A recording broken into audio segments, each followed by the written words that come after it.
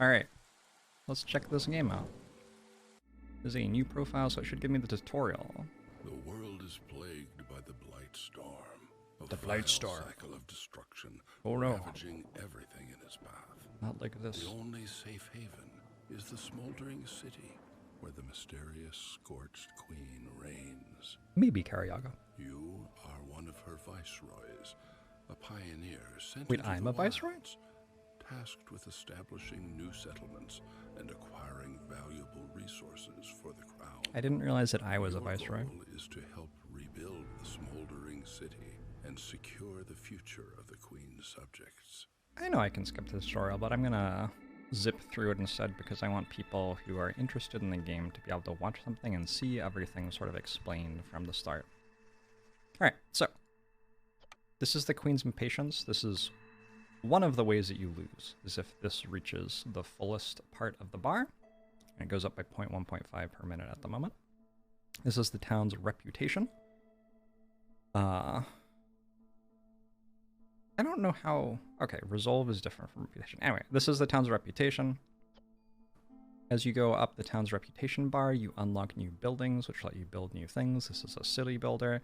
It's like a roguelike city builder, so every time that we get to one of these blue diamonds, we get a new blueprint, and we get to choose one of three, basically. Click on the crown below to choose a new blueprint. In the tutorial, though, it just gives us the one that we need to be using. So we have a woodcutter's thing.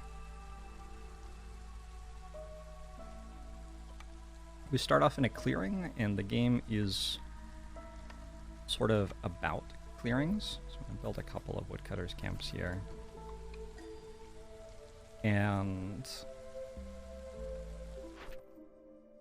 okay. I should explain this like piece step by step, right? Let's explain the clearings first. So I'm in this clearing right now. If I chop through the forest to open this up, there will be some stuff on it. Some things to harvest, maybe an event, something like that. Some clearings are larger than others, and they'll have more stuff in them if they're larger, likely. The cost of doing that is that the hostility of the forest goes up. At the moment, this isn't showing all of the stuff because it's a tutorial, I guess, but as you open up new clearings, the forest grows more hostile, and that causes a lot more stress on your villagers and stuff like that. The game has a cycle where you go through like a planting season, a harvesting season, and then a storm. And in the storm, the hostility of the forest matters a lot. This is a good example. So this is like just the tutorial modifier. The rampaging storm stifles the spirit of all living creatures. An additional stack of this effect is added for each hostility level. So every time that I generate 100 hostility, my hostility level will go up by 1. And this gives -4 to global resolve, which is this green number over here. So my humans are at 16 resolve, my beavers are at 11, my lizards are at 8. And if that number gets below 1, if it's at 0 or lower, resolve will normalize toward where it needs to be, and then you'll get a timer. It'll tick down and your villagers will leave.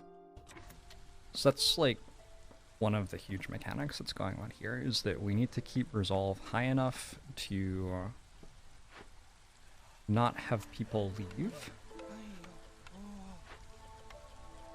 because losing our population makes it so we can't do things like man our production buildings and things like that. One of the biggest thing here, the reason that we have to do any production at all, I guess, is that we have to keep this burning, which requires us to constantly provide it with fuel. So one piece of wood will keep it burning for 15 seconds. But yeah, we do have to have at least some production to keep this going, and then presumably we also have to have enough production to make enough reputation for our town before the Queen's Impatience grows to a point where we lose. Is it okay to ask me questions? Sure, if you have a question that seems appropriate, go for it. And if I want to answer it later, I'll just say that I'm going to answer it later. I'm going to build a path because I like building paths. This is a 5% movement speed to villagers. I assume it's a movement speed and not a something else. Oh, I did this. Okay, so we've completed our orders. This is a large part of the game. Usually what happens is that orders will unlock at like 2 or 3 at a time, and you'll choose one of 2 from the orders to try to do.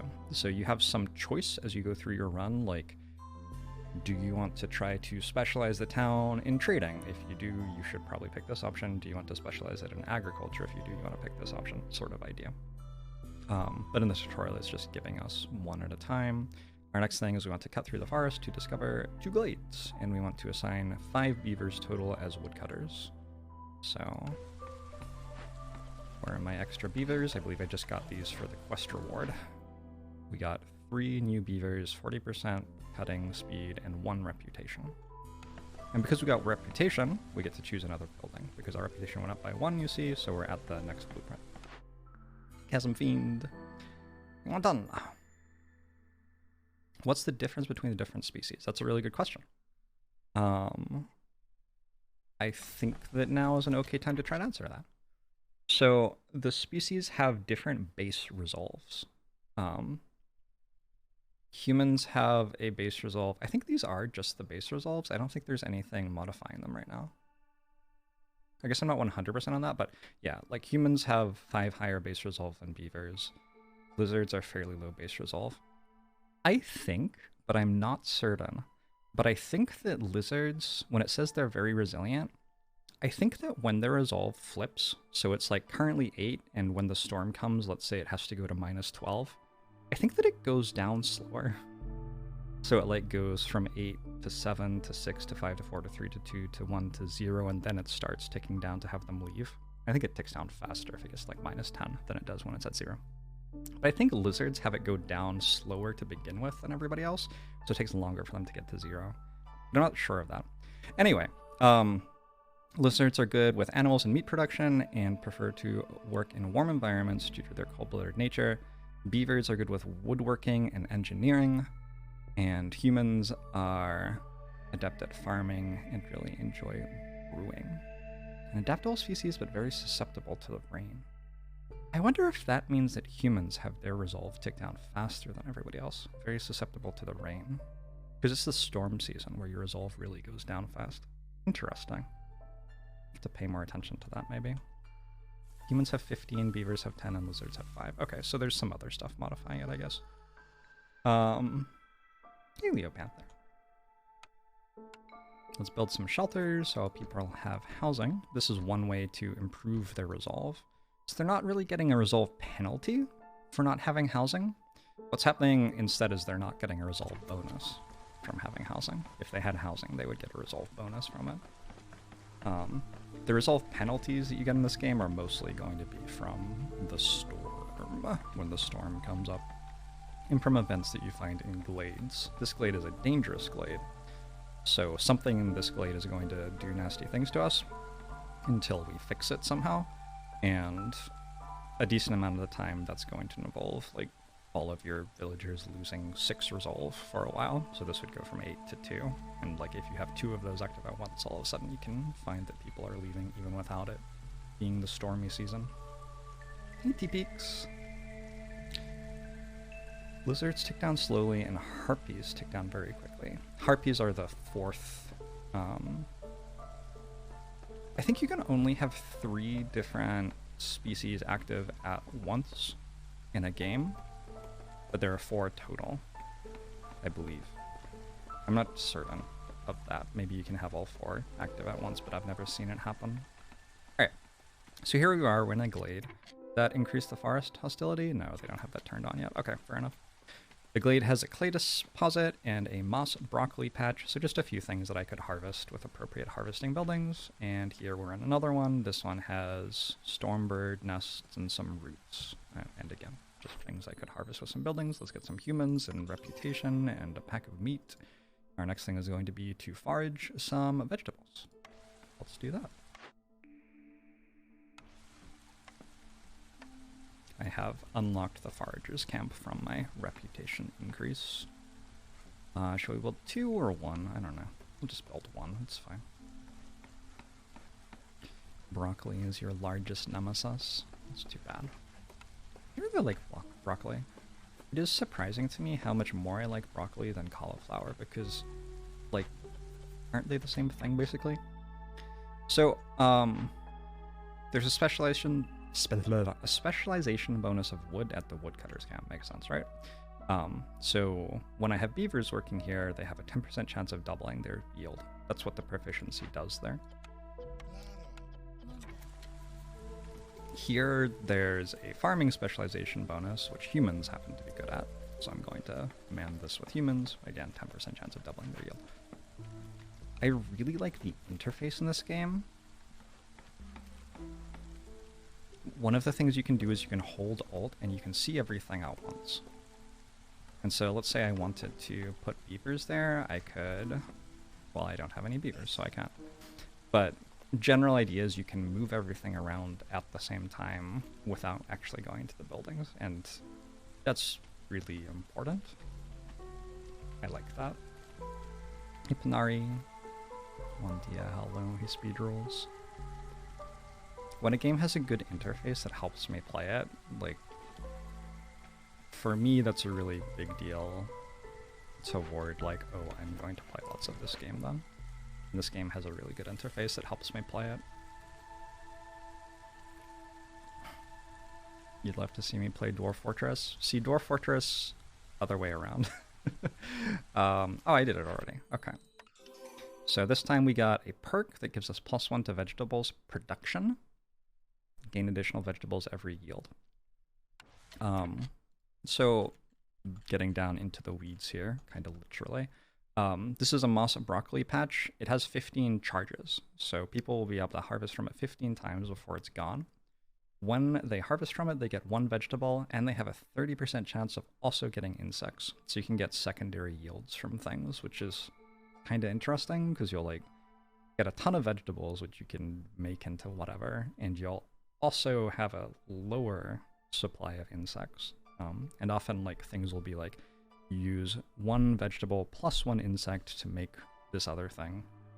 But if you're getting tons of vegetables and not as many insects, it gives you an interesting production problem where like, what exactly are you going to do?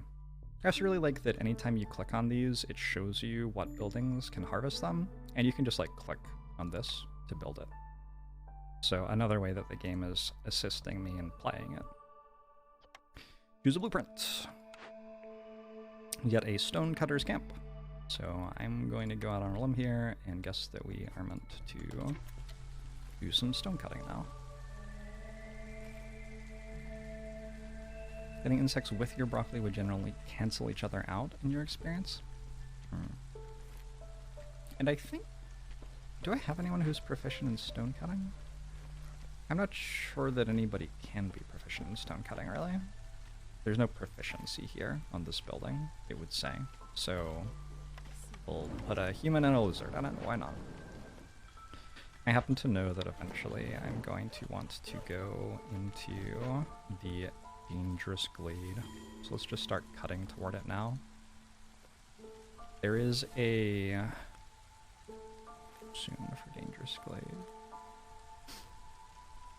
There's a setting on this where you can tell it... oh, there isn't a setting on this because I'm in the tutorial, never mind. There is a setting on it in the main game, though, where you can tell it, I don't actually want you to break into a glade yet, but you can tell it to cut the trees all the way up to the glade, and then you can wait. And, like, at the end of the storm, at the start of your rainy season, where everyone's happy, you can cut into the glade and deal with the things in it then. Dunkopotamus, thanks for the 16 months. Why is there Arkosh Gaming in the water? I don't know what that means. I did it! I did it again. Harvester's Camp. Now we want to harvest some plant fiber. This is all, like, very basic stuff. It is a good way to introduce the mechanics of the game, but you're going to see that there's a lot more complexity going on. Basically, we're just learning... This isn't even, like, the production buildings, right? These are the harvesting buildings. So we have harvesting buildings, and then we have production buildings to do something with the stuff that we've harvested. And then we have, like, sort of keystone buildings at the top, which will, like a temple, for example, which will satisfy your citizens' desire for religion, which will give them additional resolve. But it doesn't like actually make any output. Is this... There's no proficiency in this one either. So the lumber mill doesn't have... The lumber mill does have proficiency. This doesn't. This doesn't. This does. Okay. Are keystone buildings made from stone and keys? There are no keys in this game that I know of. Oh, yes, maybe we're talking about internal storage. It's such a small thing, though. Your harvesters will go here. They will harvest the stuff. Actually, it does matter because it's a city management game, and a lot of games like this do this very wrong. So your harvesters go here. They harvest stuff. They bring it back to the camp. The camp has internal storage, and once it fills up, they will deliver the stuff from the camp to the warehouse. They have a working day. There's somewhere that you can see that. I don't know where it is right now. But the different species have different length working days. Like maybe beavers have 2-minute working days and humans have 1 minute 30 or something. I don't remember. Does anybody remember like where you see that or what the numbers are? But anyway, they'll work for that long, and then they will go satisfy their needs for like food and what have you. They'll walk back into town, maybe they'll hang out at the small hearth kind of thing. They need houses, but they never actually visit them. So there's no requirement that the houses be next to a path or anything. They need to be within the range of your hearth. You can build secondary hearths elsewhere on the map, so they need to be in range of one of the hearths, but they don't need to be somewhere that's easy to actually walk to. Humans have 2-minute workdays, beavers have 2-minute workdays, lizards have 140, harpy has 140. It might be outdated by now. Gotcha. Gotcha. And it's in the encyclopedia, that makes sense. Oh, I did it. Building blocks I need to make. Planks, bricks, and fabric. So we are going to turn the wood that we're harvesting into planks, we're going to turn the clay that we're harvesting into bricks, and we're going to turn the plant fiber we're harvesting into fabric. So here we have a crude workstation which can do all of that for us. The crude workstation kind of wants to be near the warehouse. Like, I probably should have put it over here. It would have been faster because people are going to have to go between it and the warehouse a lot. This can get... I want to say these are like your basic refined resources. They're like the first level, and then you can go up from there a little bit. And this can get all of them for you on its own. But if you wanted to make a lot of planks, you could build a lumber mill, and that would make 2 planks out of 3 wood instead of 2 planks out of 8 wood. So that would be far, far, far more useful. Far, far, far more efficient. Pervin Runebeak. There are people here. They want to join. I have to choose one of the groups. I think they're always the same total number of villagers, but they bring different stuff and they are different species. 2-minute workday sounds cozy. Agree. Agree. You can move your harvesting buildings whenever you want. I think you can also move your basic houses whenever you want. But there are some structures which can only be moved if you pay resources to do it, and there are other structures which cannot be moved at all, ever. You get a sense for which one's which pretty quickly. That hasn't... I think it's explained in the game, but I didn't really bother reading it, and it's never really been a problem. It's always kind of made sense. The basic level harvesting buildings you can move around for free. The production buildings... Can move that? I didn't know that. Anyway, well, whatever. Maybe I should be moving this. I guess maybe it doesn't actually just naturally follow in my brain. Maybe I should actually think about that. Because you'd want to build this right by the warehouse and then move it further out of town once you started using other buildings to produce stuff. Huh. The micro optimizations. Uh-oh. Hey, JG Unbreakable! The trees have extra stuff on them too, like how the vegetables had insects in them sometimes. Depending on which biome you're in, there are lots of different biomes. Well, lots, but there are several different biomes. Your trees will drop different stuff, which leads to a much different game, because you'll have secondary resources which you're getting all the time, which will, you know, give you something to do. Here I'm getting, what is that, resin, plant fiber, and eggs, I think. I don't know if I know what resin is used for yet. I think you might be able to burn it at the hearth. No, it's not true, is it? No, it's not true. Yeah, I don't know what you use resin for. Is micro-optimization a fun part for me in these kind of games? If the interface supports me doing it, I'm okay with it. So here's the storm. While it is storming, everyone is getting -4 to global resolve, plus another -4 for each level of forest hostility, which is currently still at level 0. We've generated some extra from our villagers, but that's it. I'm going to speed this up now because I feel like I've mostly talked about the stuff that I want to talk about while this much is unlocked in the game. We can get into more stuff later. After the tutorial, you can access a page which tells you what components are used for. Yeah, there's a really nice recipes page that shows you not only all of the buildings that you can use to create something, but also whether you have any of them unlocked at the moment, and it'll even take you to the one that you have unlocked if you have one. You'll just like click the magnifying glass and go straight there. Alright, so we have to go to the Dangerous Glade to get an ancient tablet down.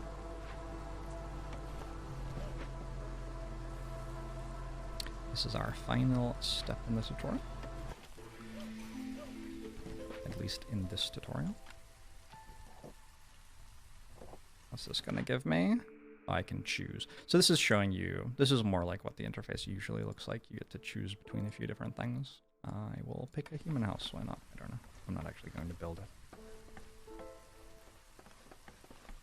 Game reminds you of Stacklands. We were talking on Discord about how City Builder has just kind of become a canvas upon which you can put all sorts of other types of game.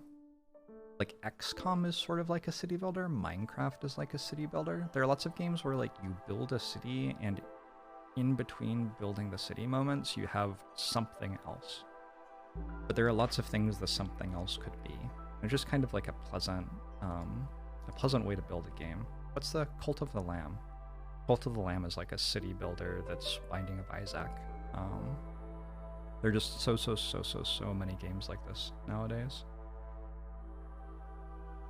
You got a Cornerstone. So each year has the rainy season, the harvest season, and the storm. And we just got through the storm, no problem at all in the tutorial. And then at the start of the next year, you will get a new caravan arrival with new villagers, which I got at a slightly different time in this tutorial for some reason. I don't know why. And you'll get a Cornerstone. So this is like a relic, kind of, in Slay the Spire, a little bit. I'm going to pick, it's like a perk, maybe. I don't know. It doesn't really matter what I pick. The tutorial will be over very soon.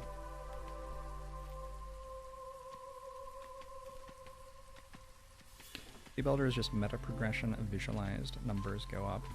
This game even has a city that you go back to after you build your city. And in the city that you go back to, you unlock things. So it's like a city builder where you go out to build cities, and in the cities that you build, you occasionally have a storm to survive over and over again. It's like a lot. Anyway. This is an ancient shrine, an ominous shrine from a long-forgotten era. It's dangerous, but it might hold some ancient knowledge useful to the crown. So this is in our Dangerous Glade. This Dangerous Glade doesn't have anything else in it, I guess, to make sure that in the tutorial you recognize what the thing you have to actually do is. It has a threat. In 42 seconds, it will send out some ghosts and kill 3 random villagers.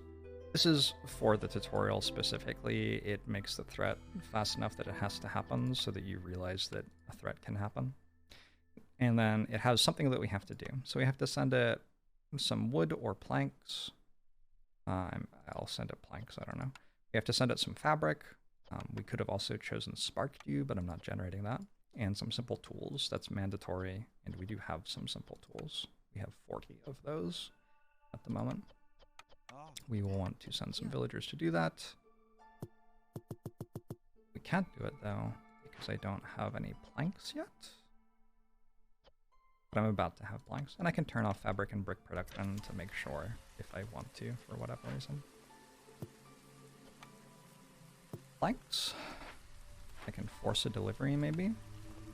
Force delivery of the planks to get them into my storage. Go, go, go, go, go, go, go, go, go. This is important. People are dying. Alright, I'll just use wood. That's fine. So there are the ghosts killing some of my villagers. One of those villagers happened to be working on this, so maybe we'll get somebody else to do that. Let's build a road to it.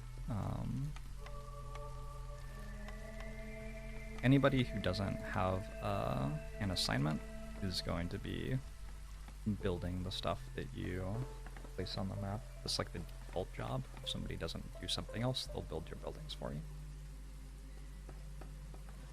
The transition of random loot drops to trophies/resources was the first step, and the visualization as a town the last. City Builder is just the natural evolution of the skill tree equipment for RPG types of games.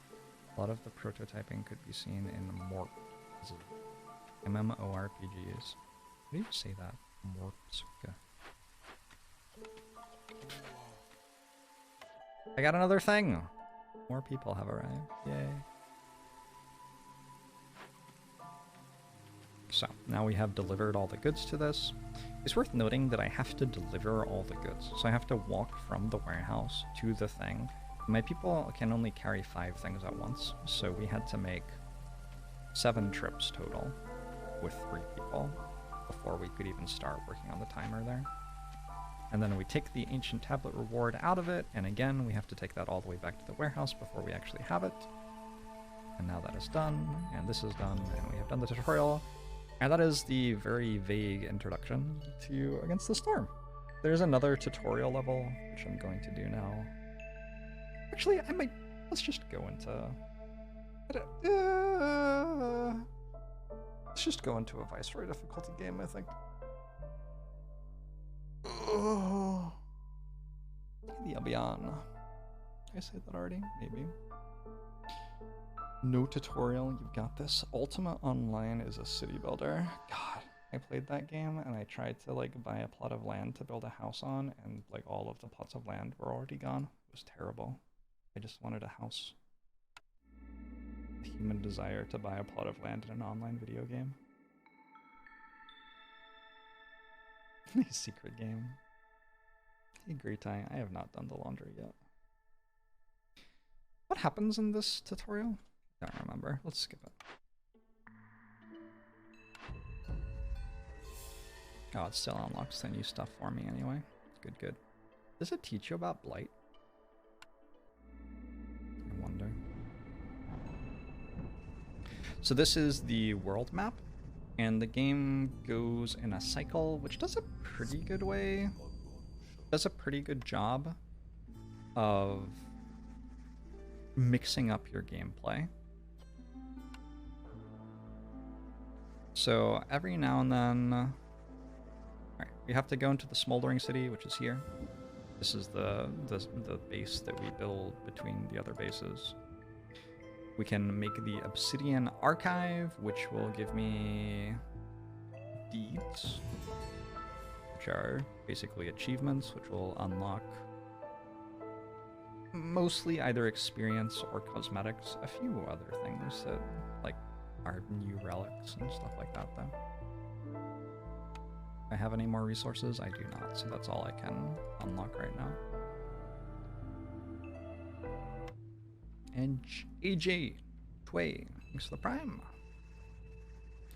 The world is governed by the eternal blight storm cycle. It is almost upon us, so no caravans are allowed to embark. Click on the button in the lower right corner of the screen to finish the cycle. So what happened here is we did one town. It took that long in terms of the entire cycle, and then because it's a tutorial and it's teaching us about this, it just like passed the entire rest of the cycle without us doing anything. But usually what would happen is like I'd build one town. It would take like this long, and it would be here on the map. And then see how there's like a question mark out here? I could build another town here and then another town here, and I could get to that question mark, and it would be like a chest with meta progression resources, or something like this, where this will be a modifier on what your next town will be like. Like maybe there will be more something something or something else. Wait, is that a chest actually? I don't even know. Eddie the Yeti, thanks for saying hi. Hello. The cycle is done. The blight arrives, but we have this like super city in the middle of it, which creates a force field, and we're okay.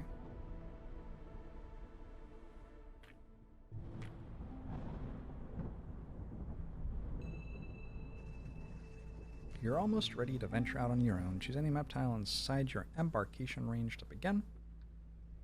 What if we went to the Royal Woodlands first? To embark, you must first choose a caravan that will become the foundation of your town's population. Next, choose a difficulty. The higher the risk, the greater the reward. But beware, an experienced Viceroy won't last long on higher difficulties. I'm going to go with Viceroy. Viceroy is not the hardest difficulty. This is like... So above Viceroy, there's like 20 levels of Prestige or something, which are like Ascension, Slay the Spire. Viceroy is, I would say, pretty fair for someone who's relatively new to the game. I don't think it will be too bad. Use all of your embarkation points to take extra goods with you. There's also a world map that you build settlements on. Yeah, it has a lot of interfaces. It could feel overwhelming, but it's all done so smoothly that it really doesn't. May the storms be gentle on you, Vice.